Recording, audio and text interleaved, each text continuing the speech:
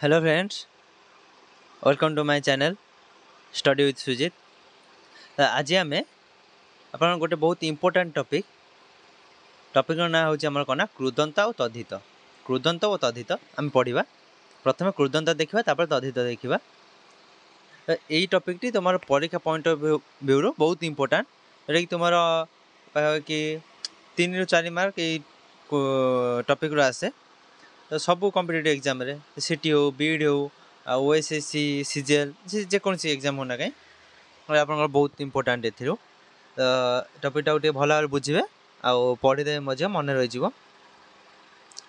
कौन अच्छे कृदंत गोटे मन रखिए आप कौन मुझे टिके स्पेस देख कौन करेंगे ना मन रखिए धातु को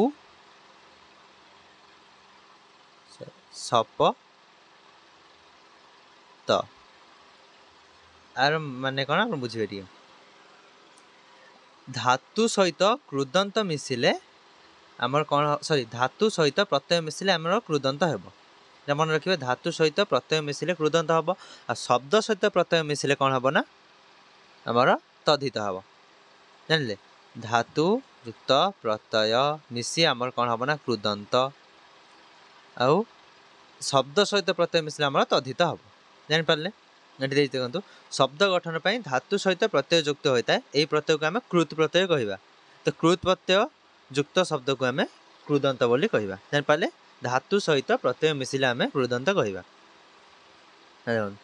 उदाहरण देखिए आम कौन प्रथम आम उपपद उपसर्ग धातु युक्त प्रत्यय मिसी कृदंत पद होता है।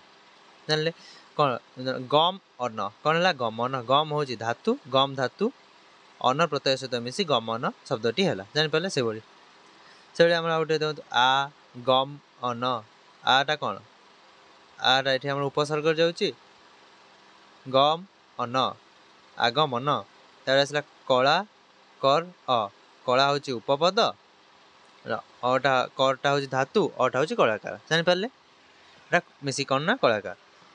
तापर देखो प्रत्यय जोग होगापर धातु प्रत्यय शब्द रूप कि परिणत है। प्रत्यय जोग पर आम धातु कौन प्रत्यय शब्द कि परिवर्तन हो जाए धातु प्रत्यय लगे शब्द गठित हुए केते स्तर में धातुर जो परिणत घटे हूँ 5 प्रकार कौन ना गुण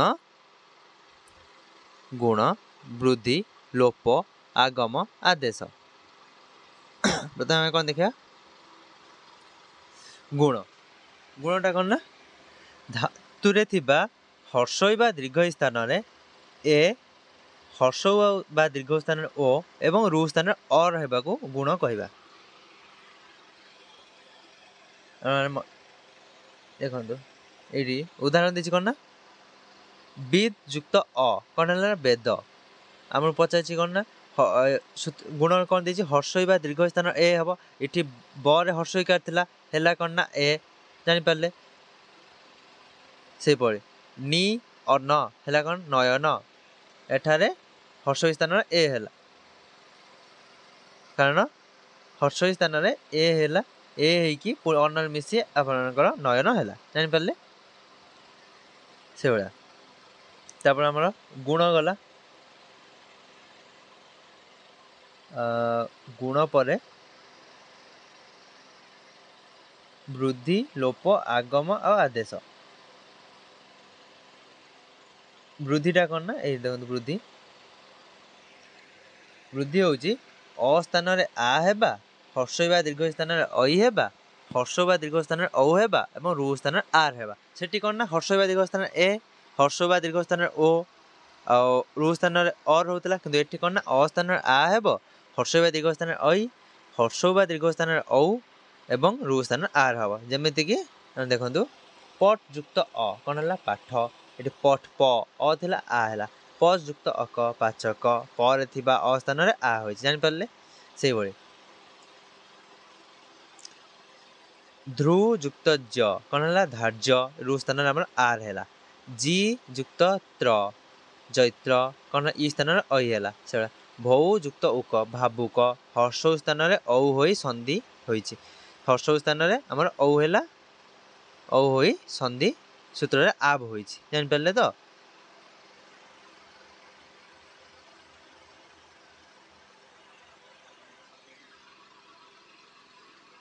ସରି ଦୀର୍ଘ ସ୍ଥାନରେ ଔ ହୋଇ ସନ୍ଧି ସୂତ୍ରରେ ଆପ୍ ହୋଇଛି। ତାପରେ ଦେଖନ୍ତୁ କ'ଣ ଦେଇଛି, ଲୋପ। ଆମର କ'ଣ ହେଲା, ଗୁଣ ଆଉ ବୃଦ୍ଧି ଗଲା, ଏବେ ଲୋପ। ଲୋପ ମାନେ ଲୋପରୁ ତ ଆପଣ ଜାଣିପାରୁଥିବେ କି କିଛି ଗୋଟେ ଲୋପ ହୋଇଯିବ ବା କିଛି ଗୋଟେ ହଟିଯିବ। ଯେମିତିକି ଦେଖନ୍ତୁ, ପ୍ରତ୍ୟୟ ଯୋଗ ପରେ କୌଣସି ବର୍ଣ୍ଣ ଅଦୃଶ୍ୟ ହେଲେ ଆମେ ତାକୁ ଲୋପ କହିବା। ଯେମିତି ମନ ଯୁକ୍ତ ତ ମତ, ତ ଏଠି ନଟି ଅଦୃଶ୍ୟ ହେଲା। ଆତ୍ମ ଯୁକ୍ତ ଜନ ଯୁକ୍ତ ଅ କ'ଣ ହେଲା, ଆତ୍ମ। ଜ ଦନ୍ତେନ ଏଠି ଲୋପ ହେଇଗଲା। ଜାଣିପାରିଲେ, ଦନ୍ତେନ ଆଉ ମ ଲୋପ ହେଇଗଲା। ତାପରେ ଆଗମ। ଆଗମ କ'ଣ, କିଛି ଗୋଟେ ଆଗମନ, ମାନେ ଦୁଇଟି ଶବ୍ଦ ମଝିରେ ଆଉ ଗୋଟେ ଶବ୍ଦର ଆଗମନ। ଯେମିତି ପ୍ରତ୍ୟୟ ଯୁକ୍ତ ହେବା ପରେ ଗୋଟିଏ ନୂତନ ବର୍ଣ୍ଣର ଆଗମନ ହେଲେ ତାକୁ ଆମେ ଆଗମ କହିବା। ଯେପରିକି ଦେଖନ୍ତୁ, ଯେପରିକି ଭ୍ରୁ ଯୁକ୍ତ ଜ, ଭ୍ରୁ ଯୁକ୍ତ ୟ କ'ଣ, ଭୃତ୍ୟ। ଆମର କ'ଣ ହେଇଛି ଦେଖନ୍ତୁ, ତର ଆଗମ ହୋଇଛି। ଭ୍ରୁ ଅଛି, ୟ ବି ଅଛି, କିନ୍ତୁ ତର ଆଗମ ସେଟା କ୍ରୁ ଯୁକ୍ତ ୟ, କୃତ୍ୟ। ଏଠି ତର ଆଗମ ହୋଇଛି। ତାପରେ ଦେଖନ୍ତୁ, ତାପରେ କ'ଣ ରହିଲା ଆମର ଆଦେଶ। ପ୍ରତ୍ୟୟ ଯୁକ୍ତ ହେବା ପରେ ଗୋଟିଏ ବର୍ଣ୍ଣ ବା ଅକ୍ଷର ପରିବର୍ତ୍ତେ ଆଉ ଗୋଟିଏ ଅକ୍ଷର ବସିଲେ ଆମେ ତାକୁ ଆଦେଶ କହିବା। ଯେମିତିକି ହନ୍ ଯୁକ୍ତ ଅ, ଏଠାରେ ହନ୍ ହେଲା କ'ଣ, ଘାତ ହେଲା। ଏଠି ହନ୍ ସ୍ଥାନରେ ଘତ ଆଦେଶ ହୋଇଛି। କିନ୍ତୁ ପ ଯୁକ୍ତ ଅ, ପାକ। ଚ ସ୍ଥାନରେ କ ହୋଇଛି। ଜାଣିପାରିଲେ। ଏଠି ଦେଖନ୍ତୁ, ଆଉ ଏଠି ଆମର କୃଦନ୍ତର ପ୍ରକାର ଭେଦ। ଓଡ଼ିଆ କୃଦନ୍ତ ଆମର ଦୁଇ ଭାଗରେ ବିଭକ୍ତ। ଗୋଟେ ସଂସ୍କୃତ ଭାଷା ପ୍ରଭାବିତ ଆଉ ଗୋଟେ ଓଡ଼ିଆ ଭାଷା ପରିପୃଷ୍ଟ। ତ ସଂସ୍କୃତ ଭାଷା ପ୍ରଭାବିତ କୃଦନ୍ତ ପଦ କ'ଣ ନା, ଦେଖନ୍ତୁ ଦେଇଛି, ସଂସ୍କୃତ ପ୍ରତ୍ୟୟ ମାନେ ଓଡ଼ିଆ ରୂପାନ୍ତରିତ ହୋଇ ଓଡ଼ିଆ କୃଦନ୍ତ ପଦ ଗଠିତ ହୋଇଛି। ସଂସ୍କୃତ ଘଞ୍ଜ, ଅଚ, ଖ, ଖଳ, ଡ, ଅଣ, ଟ, କ ପ୍ରଭୃତି ପ୍ରତ୍ୟୟ ଓଡ଼ିଆରେ ଅପ୍ରତ୍ୟୟ ରୂପାନ୍ତରିତ ହୋଇଛି। ଯେମିତିକି ଦେଖନ୍ତୁ, ବସ୍ ଯୁକ୍ତ ଅ, ବାସ। ଭି ଯୁକ୍ତ ଅ, ଭୟ। ଲଭ ଯୁକ୍ତ ଅ, ଲାଭ। କୃପ ଯୁକ୍ତ ଅ, କୋପ। ମନେ ରଖିବେ। ସେଟା କ'ଣ, ତବ୍ୟ ପ୍ରତ୍ୟୟ। ତବ୍ୟ ପ୍ରତ୍ୟୟ କ'ଣ ନା, କ୍ରୁ ଯୁକ୍ତ ତବ୍ୟ, କର୍ତ୍ତବ୍ୟ।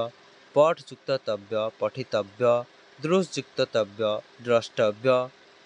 ତାପରେ ଆପଣ ଦେଖନ୍ତୁ, ନେକ୍ସଟ ଅଛି କ'ଣ, ତୃ ପ୍ରତ୍ୟୟ। ତୃ ପ୍ରତ୍ୟୟ କ'ଣ ନା, କ୍ରି ଯୁକ୍ତ ତୃ, କେତୃ। ଶିକ୍ ଯୁକ୍ତ ତୃ, ଶିକ୍ଷୟିତୃ। ମା ଯୁକ୍ତ ତୃ, ମାତୃ। ତାପରେ ଆମର ତି ପ୍ରତ୍ୟୟ। କ୍ରୁ ଯୁକ୍ତ ତି, କୃତି। ବୁଦ୍ଧି ଯୁକ୍ତ ତି, ବୁଦ୍ଧି। ମନେ ରଖିବେ ଏଇଭଳିଆ।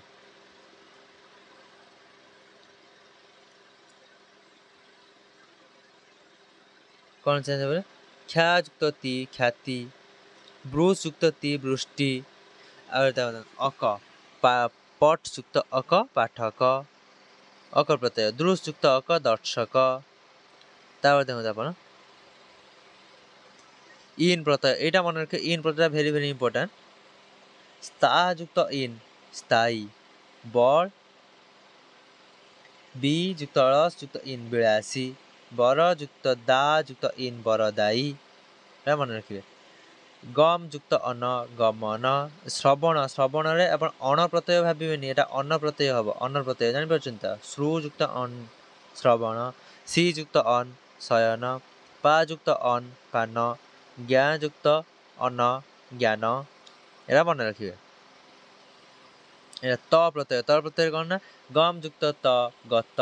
ପଠ ଯୁକ୍ତ ତ, ପଠିତ। ଏଠି ଇ ର ଆଗମ ହେଲା। ଏଠି ଆମର ତର ଯେଉଁ ମ ପରିବର୍ତ୍ତେ ତ ବସିଲା, ସରି ଗୋଟେ ବର୍ଣ୍ଣ ଲୋପ ପାଇଲା। ସ୍ତା ଯୁକ୍ତ ତ, ସ୍ଥିତ। ଇ ର ଆଗମ। ହୃ ଯୁକ୍ତ ତ, ହୃତ। এটা ମନେ ରଖିବେ। এই যে କେତେକ ଧାତୁରେ ତ ପ୍ରତ୍ୟୟ ହେଲେ ଇ ର ଆଗମ ହୁଏ। ଧାତୁରେ ହ ଥାଇ ତ ପ୍ରତ୍ୟୟ ହେଲେ ଦ ସ୍ଥାନରେ ଦନ୍ତେନ ହୁଏ। କେତେ ଧାତୁ ତ ପ୍ରତ୍ୟୟ ଥିଲେ ଇ ର ଆଗମ ହୁଏ। ଧାତୁରେ ହ ଥାଇ ତ ପ୍ରତ୍ୟୟ ଲାଗିଲେ ଆମର ଦ ସ୍ଥାନରେ ଦନ୍ତେନ ଲାଗିବ। ହୁଏତ ତ ସ୍ଥାନରେ ଦନ୍ତେନ ହୁଏ, ଉଭୟ ହୁଅନ୍ତି। ଦେଖନ୍ତୁ ଯେମିତିକି ଭିଦ୍ ଯୁକ୍ତ ତ କ'ଣ ହେଲା, ଭିନ୍ନ। ଦ ସ୍ଥାନରେ ତ ଆସିଲା। କ୍ଷୁତ୍ ଯୁକ୍ତ ତ, କ୍ଷୁର୍ଣ୍ଣ। ଲଗ୍ ଯୁକ୍ତ ତ, ଲଗ୍ନ। ଜାଣିପାରିଲେ। ତାପରେ ଆମର ଦେଖନ୍ତୁ ଏଠି ତାପରେ ଆମେ ଦେଖିବା କ'ଣ ନା, ତଦ୍ଧିତ। ତଦ୍ଧିତ କ'ଣ ନା, ଆପଣ ଦେଖନ୍ତୁ, ମୁଁ କହିଲି ତଦ୍ଧିତରେ ମନେ ରଖିବେ କ'ଣ, ଶପଥ ମାନେ ଶବ୍ଦ ସହିତ ପ୍ରତ୍ୟୟ ମିଶିଲେ ଆମର କ'ଣ ହବ, ତଦ୍ଧିତ। ଜାଣିପାରିଲେ। ଦେଇଛି କ'ଣ ଶବ୍ଦରୁ ପ୍ରତ୍ୟୟ ଲାଗି ଯେଉଁ ଶବ୍ଦ ଗଠିତ ହୁଏ ତାହାକୁ ତଦ୍ଧିତ କୁହାଯାଏ। ବୁଝିଲେ ଶବ୍ଦରୁ ପ୍ରତ୍ୟୟ ଲାଗି ଯେଉଁ ଶବ୍ଦ ଗଠିତ ତାକୁ ଆମେ ତଦ୍ଧିତ କହିବା। ଉଦାହରଣ ସ୍ୱରୂପ ବନ, ବନ ହେଉଛି ଗୋଟିଏ ଶବ୍ଦ, ସେଥିରେ ଆମେ ୟ ପ୍ରତ୍ୟୟ ଲଗାଇଲେ କ'ଣ ହେବ ବନ୍ୟ, ଜାଣିପାରିଲେ। ତାପରେ ତଦ୍ଧିତର ପ୍ରକାର ଭେଦ ଆମେ ଦେଖିବା। ତଦ୍ଧିତ ପ୍ରକାର ଭେଦ ଆମର 3 ପ୍ରକାର। ଗୋଟେ ହେଉଛି ଆମର ସଂସ୍କୃତ ତଦ୍ଧିତ ବା ତତ୍ସମ ତଦ୍ଧିତ, ଆଉ ଗୋଟେ ଓଡ଼ିଆ ତଦ୍ଧିତ, ଆଉ ଗୋଟେ ବିଦେଶୀ ତଦ୍ଧିତ। ଆମେ ପ୍ରଥମେ କ'ଣ ଦେଖିବା ନା ସଂସ୍କୃତ ବା ତତ୍ସମ ତଦ୍ଧିତ। ଏବଂ ତା ଦେହରେ କ'ଣ ଅଛି ଅପ୍ରତ୍ୟୟରେ ଅପ୍ରତ୍ୟୟଟା ଆମର କ'ଣ ଅପତ୍ୟ ଅର୍ଥରେ। ଅପତ୍ୟ ଅର୍ଥରେ ପଣ୍ଡୁ ଯୁକ୍ତ ଅ ପାଣ୍ଡବ, ଯଦୁ ଯୁକ୍ତ ଅ ଯାଦବ, କରୁ ଯୁକ୍ତ ଅ କୌରବ।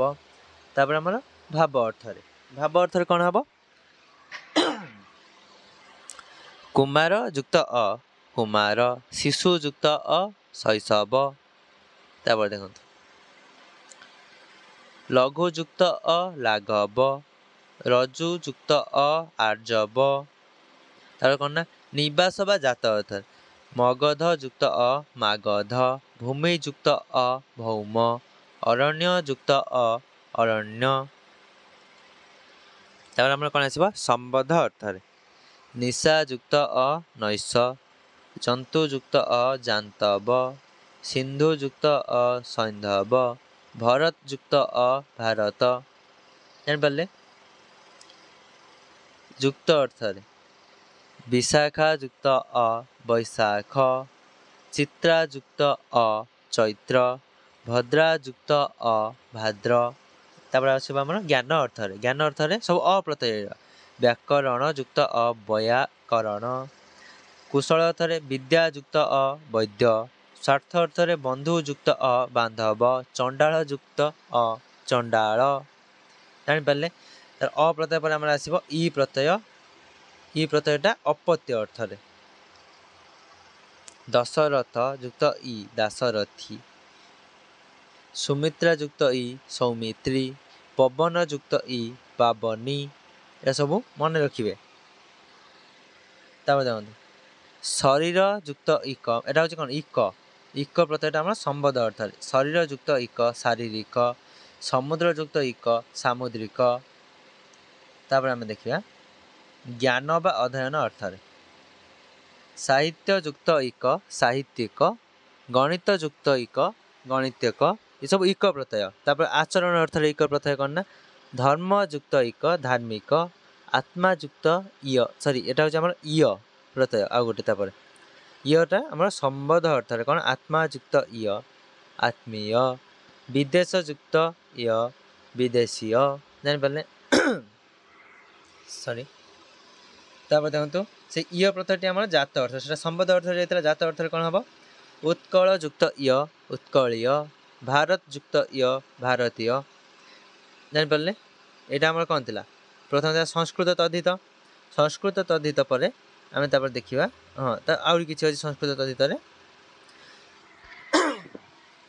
ସଂସ୍କୃତ ତଦ୍ଧିତରେ ଆଉ କିଛି ଇମ୍ପୋର୍ଟାଣ୍ଟ ଗୁଡ଼ିଏ କିଛି କହିଦେଉଛି। ଦେଖନ୍ତୁ ଇନ୍ ଅର୍ଥରେ ଦେଖନ୍ତୁ ଇନ୍ ପ୍ରତ୍ୟୟ ଜାତ ଅର୍ଥରେ କୂଳ ଯୁକ୍ତ ଇନ୍ କୁଳୀନ, ନବ ଯୁକ୍ତ ଇନ୍ ନବୀନ। ତାପରେ ଦେଖନ୍ତୁ ବିନ୍, ବିନ୍ ପ୍ରତ୍ୟୟ ହେଉଛି ଆମର ଅଛି ଅର୍ଥରେ, ଏଇଟା ଦେଖିବେ ଯଶ ଯୁକ୍ତ ବିନ୍ ଯଶସ୍ୱୀ, ମନସ ଯୁକ୍ତ ବିନ୍ ମନସ୍ୱୀ, ତେଜସ୍ ଯୁକ୍ତ ବିନ୍ ତେଜସ୍ୱୀ।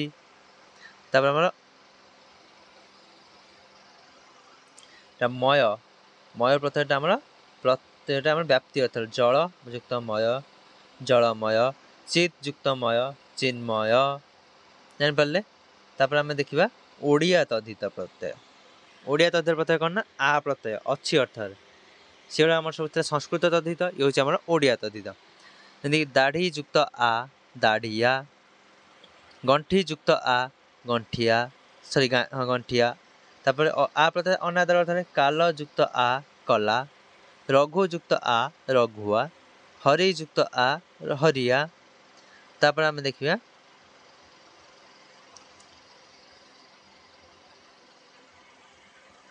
ଇ ପ୍ରତ୍ୟୟଟା ଆପଣ କ'ଣ ଓଡ଼ିଆ ପ୍ରତ୍ୟୟ ସବୁ ଇ ପ୍ରତ୍ୟୟଟା ବ୍ୟବସାୟ ଅର୍ଥରେ ତେଲ ଯୁକ୍ତ ଇ ତେଲି ମାଳ ଯୁକ୍ତ ଇ ମାଳି। ତାପରେ ଆମର କର୍ମ ଅର୍ଥରେ ଚାକର ଯୁକ୍ତ ହର୍ଷ ଇ ଚାକିରି ଡାକ୍ତର ଯୁକ୍ତ ହର୍ଷ ଇ ଡାକ୍ତରୀ ଘଣ୍ଟ ଯୁକ୍ତ ଇ ଘଣ୍ଟି କାଠ ଯୁକ୍ତ ଇ କାଠି ଦୀର୍ଘ ଇ ପ୍ରତ୍ୟୟ ଜାତ ଅର୍ଥରେ କ'ଣ ମାନେ କଟକ ଯୁକ୍ତ ଇ କଟକୀ ସମ୍ବଲପୁର ଯୁକ୍ତ ଦୀର୍ଘ ଇ ସମ୍ବଲପୁରୀ। ଜାଣିପାରିଲେ? ତାପରେ ଆମର ଆସିବ ବ୍ୟବସାୟ ଅର୍ଥରେ ବ୍ୟବସାୟ ଅର୍ଥରେ କ'ଣ ନା ଆମର ଦୀର୍ଘ ଇ ପ୍ରତ୍ୟୟ ଦୋକାନ ଯୁକ୍ତ ଦୀର୍ଘ ଇ ଦୋକାନୀ ହିସାବ ଯୁକ୍ତ ଦୀର୍ଘ ଇ ହିସାବୀ ଏଟା ହେଉଛି ଆମର ଅଛି ଅର୍ଥରେ। ତାପରେ ଏଇଟା ଜାତ ବା ନିବାସ ଅର୍ଥରେ ପାହାଡ଼ ଯୁକ୍ତ ୟା ପାହାଡ଼ିଆ କଟକ ଯୁକ୍ତ ୟା କଟକିଆ। ତା ସମ୍ବଦ ଅର୍ଥରେ ଖରାଦିନ ଯୁକ୍ତ ଆ ଖରାଦିନିଆ ଦେଉଳ ଯୁକ୍ତ ୟା ଦେଉଳିଆ ୟା ଅର୍ଥରେ ୟା ପ୍ରତ୍ୟୟଟା ଆପଣ ଜାଣିପାରିଲେ ହର୍ଷ ୟା ଆ। ତାପରେ ଦେଖନ୍ତୁ ଆମର ଉଆ ପ୍ରତ୍ୟୟ ବାସ ଅର୍ଥରେ ଚାଳ ଯୁକ୍ତ ଉଆ ଚାଳୁଆ ଗାତ ଯୁକ୍ତ ଉଆ ଗାତୁଆ। ଆପଣ କହନ୍ତି ନା ଏଇଟା ବାସ ଅର୍ଥରେ ମାନେ ଗାତୁଆ ମୂଷା ଯେମିତି କହନ୍ତି ଚାଳୁଆ ମୂଷା ମାନେ ଯେଉଁଠି ବାସ କରନ୍ତି ସେଇ ହିସାବରେ କହନ୍ତି ସେଇଟା ଆଉ। ତାପରେ ଦେଖନ୍ତୁ ଜାତ ଅର୍ଥରେ ଆଉ ଗୋଟେ ଆସିବ ବଣ ଯୁକ୍ତ ଉଆ ବଣୁଆ ବ୍ୟବସାୟ ଅର୍ଥରେ ନାଟ ଯୁକ୍ତ ଉଆ ନାଟୁଆ ଜାଣିଲେ। ଆଉ ଗୋଟେ ଦେଖନ୍ତୁ ତୁଲ୍ୟା ଅର୍ଥରେ ଏଇଟା ଯେଉଁ ଶାଗ ଯୁକ୍ତ ଉଆ ଶାଗୁଆ କାଠ ଯୁକ୍ତ ଉଆ କାଠୁଆ। ଜାଣିପାରିଲେ ଏସବୁ। ତାପରେ ଆମର ଆସିବ ଆଳ ପ୍ରତ୍ୟୟ ଆଳ ପ୍ରତ୍ୟୟ ବୃତ୍ତି ଅର୍ଥରେ ଗାଈ ଯୁକ୍ତ ଆଳ ଗାଈଆଳ ଅଛି ଅର୍ଥରେ ଗଣ୍ଠି ଯୁକ୍ତ ଆଳ ଗଣ୍ଠିଆଳ। ଜାଣିପାରିଲେ। ତାପରେ ଆସିବ ଆମର ବିଦେଶୀ ତଦ୍ଧିତ ପ୍ରତ୍ୟୟ ବିଦେଶୀ ତଦ୍ଧିତ ପ୍ରତ୍ୟୟ କ'ଣ ହେବ ଆମର ଦାର ପ୍ରତ୍ୟୟ ଅଧିକାର ଅର୍ଥରେ ଆମ ଦାର ପ୍ରତ୍ୟୟ ଅଧିକାର ଜମି ଯୁକ୍ତ ଦାର ଜମିଦାର ଜମିଦାର ମାନେ ତାଙ୍କର ଅଧିକାର ଅଛି ଜମି ଉପରେ ଭାଗଦାର ଭାଗ ଯୁକ୍ତ ଦାର ଭାଗଦାର। ଜାଣିପାରିଲେ। ତାପରେ ଦେଖନ୍ତୁ ଆଉ ଗୋଟେ ଅଛି ଆମର ଖାନା ପ୍ରତ୍ୟୟ ଖାନା ପ୍ରତ୍ୟୟ ବୈଠକ ଯୁକ୍ତ ଖାନା ବୈଠକ ଖାନା ଡାକ୍ତର ଯୁକ୍ତ ଖାନା ଡାକ୍ତରଖାନା ଜେଲ ଯୁକ୍ତ ଖାନା ଜେଲ ଖାନା ଗର ଗର ପ୍ରତ୍ୟୟ ବୃତ୍ତି ଅର୍ଥରେ ସୌଦା ଯୁକ୍ତ ଗର ସୌଦାଗର କାରି ଯୁକ୍ତ ଗର କାରିଗର। ତାପରେ ଆମର ଆସିବ ଖୋର ଖୋର ପ୍ରତ୍ୟୟଟା ଅଭ୍ୟାସ ଅର୍ଥରେ ଯେମିତିକି ନିଶାଖୋର ନିଶା ଯୁକ୍ତ ଖୋର ନିଶାଖୋର ଅଫିମ ଯୁକ୍ତ ଖୋର ଅଫିମ ଖୋର। ତାପରେ ଆମର ଆସିବ ବାଦ ବା ଅଭ୍ୟାସ ଅର୍ଥରେ ବାଦ ହେଉଛି ଆମର ଅଭ୍ୟାସ ଧପା ଯୁକ୍ତ ବାଦ ଧବାବାଦ ବାଲା ଅଧିକାର ଅର୍ଥରେ ଗାଡ଼ିବାଲା ଚୁଡ଼ିବାଲା ଘରବାଲା ଜମିବାଲା। ଆନି ପଣ ଅର୍ଥରେ ବାବୁ ଆନି ସାହିବାଣୀ ଏସବୁ ଜାଣିଲେ। ଏହାକୁ ଥରେ ଥରେ ପଢ଼ିଦେବେ ଆଉ ମୁଁ ଡେସ୍କ୍ରିପସନ୍ ବକ୍ସରେ PDF ଦେଇଦେବି।